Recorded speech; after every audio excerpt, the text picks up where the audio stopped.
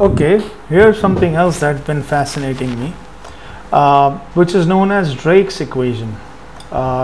Drake's equation tell me it actually gives you a probabilistic argument or an estimate of number of active and communicative extraterrestrial civilization in the Milky Way.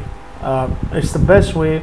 So this is an equation. So what this equation tells me that it will give me a number of active communicative extraterrestrial civilization which exist in our Milky Way.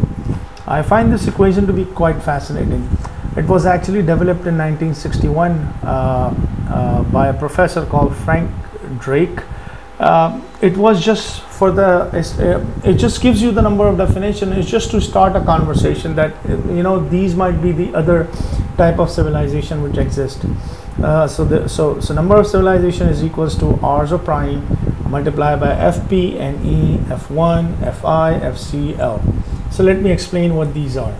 I just simply Google Drake's equation calculator. So here's a simple example.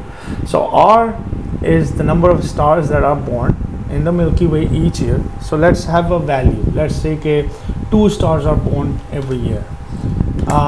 Then second, FP is the percentage of these stars that have solar system of planets. Let's say 90% of them have a solar system. Let's do NE, the average number of Earth-like planets potentially suitable for life in a typical solar system. Let's say there's 1. I'm just putting hypothetical value. You can put any value you want and you can compute this. The percentage of those planets on which life actually forms. Let's say this value is 70%. Then we have another value which is Fi, the percentage of life-bearing planets where intelligence evolve. Jahan pe intelligence bhi. Let's say 50% of them are those. Then we have FC, the percentage of intelligent species that produce interstellar radio communication. So let's 20% of them does that. And the average lifetime of a communicating civilization in years, let's do 100 years.